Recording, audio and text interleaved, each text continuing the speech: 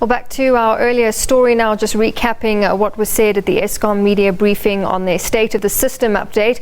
Our reporter Diabo Sito was at that briefing. She joins us now for an update. Diabo, good afternoon to you. So hearing for the first time from the new acting CEO, who basically said that Eskom's on the up and up and they can meet demand and that things have basically turned around at Eskom.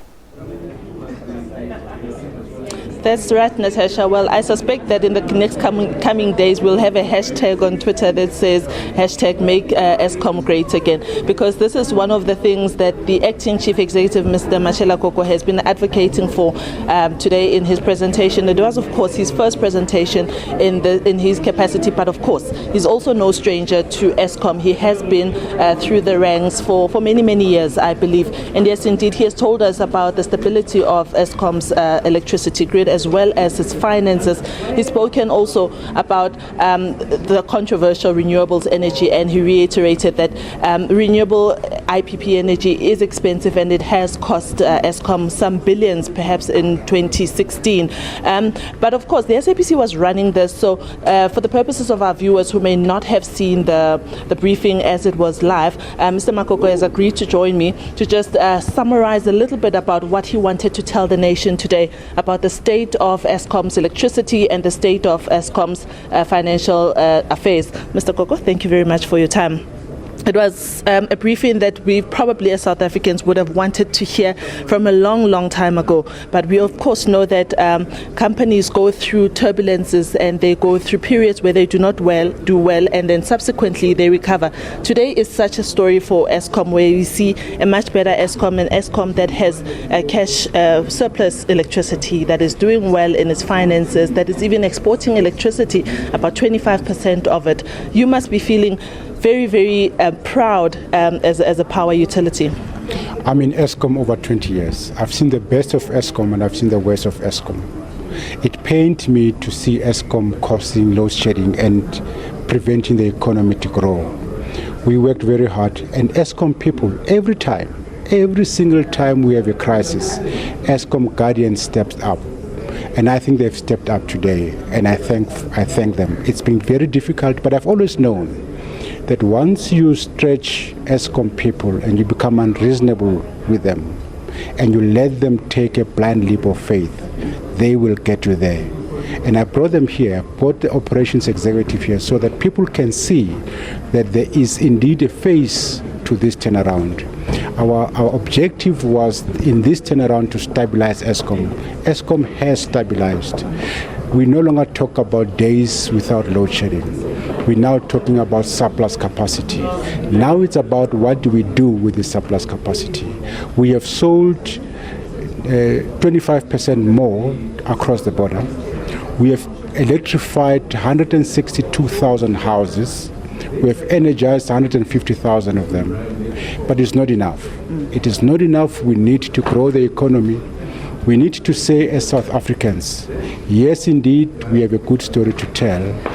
Come to South Africa, we will give you a reliable electricity that is supported by a tariff path that will support the economy to grow. We've got to grow this economy. If we don't grow this economy on the basis of the surplus electricity that we have today, it does not matter what you talk about, IPPs or not, we're doomed. We have come a long way.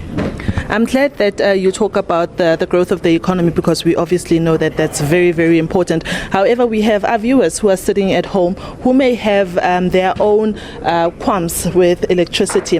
I had an opportunity to engage some of them on my way here, and one particular viewer who may be an Eskom customer said to me that even though Eskom says that there is no load shedding, I receive my electricity directly from Eskom, but I still experience periodic offer or stoppages of electricity.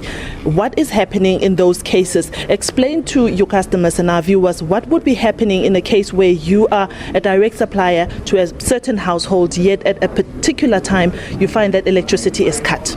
That feedback is not out of line. In fact, it's correct. We have a couple of these cases. We have problems of overloading. We have problems of theft, cable theft, that spoils the service level that we give to our people. It's a problem we're dealing with. It's a problem we're taking seriously. We have to focus on making people that consume our electricity to enjoy it when they interact with us. If they don't, then they have a reason not to pay for it. And we are determined and are resolved that wherever the problems comes, we solve them speedily. But you don't want to wait for the problems to come. You want to prevent problems to come. I am preoccupied by what's going to happen in winter, because in winter people steal electricity, they overload our network, and then you have many interruptions and people say it's load shedding. I am spending time today so that we can deal with the problems that will arise in winter, so that our people have a better winter, because they deserve it. They deserve it. Our people deserve better. We are a state-owned company, and I think for once we need to step up and demonstrate that the state-owned companies can do better than they're currently doing. I'm glad that you touched the issue of theft, because just this morning we woke up to a couple of news reports who spoke about the prepaid electricity vouchers, and that some people had actually been arrested for that. How much is a problem? Is it a problem, or how big is it a problem for Eskom, this theft of prepaid meter vouchers? It's very big. We have machines, vending machines, that we discontinued. They have landed in the wrong hands, and people continue to vend illegally and criminally. And they sell units of electricity cheaper, and our people are vulnerable, and they buy them. 4 of them were arrested in December for 16,000 counts of theft, and we hope that the law takes its course. But we will find them, and we asking the public out there that when people come to you to sell you electricity and they are not a registered vendor, please let us know, because we've got to stop this. It's theft. It's stealing from the public purse, and it cannot be condoned. Before I let you go, let me ask you to reiterate your feelings. I do know that Eskom is quite unenthusiastic when it comes to renewable IPP. You did mention the fact that it costs the utility billions of rands. Just for the purposes, once again, of my viewers who may not have seen your comment earlier today about your qualms or your issues with renewable IPPs. It is indeed correct that renewables in the calendar year of 2016 has cost Eskom and the economy 9 billion rands. And the reason for that is because we have surplus capacity and we can produce electricity cheaper than the renewables. We support renewables. When the surplus of energy ends in 2021, we are of the view that you must build renewables as much as you can, because they are the cheapest next new capacity option. And when that time comes, we must commit to it. But for now, we've got surplus capacity, and for now it's costing us 9 billion rands that will go to the tariff. And we think that for the interest of affordable electricity, let us roll out renewables at the cost and the pace that we can afford, and that's all what we're asking for. Mr. Matshela Koko, thank you very much for making time to speak to us. I do wish you luck for the rest of your tenure as you are an interim CEO here at Eskom. Thank you very much. Thank you, ma'am. Thank you. Well, that was the interim CEO, Mr. Matshela Koko. He was giving us a lowdown of what the briefing was about today. It was, of course, the state of the system. This is a quarterly briefing, Natasha, that Eskom has every quarter. It gives us an update of how much electricity is in the grid, how much capacity we have, whether you'll have electricity at home or not. And what we've heard today here is that Eskom today is a much better company.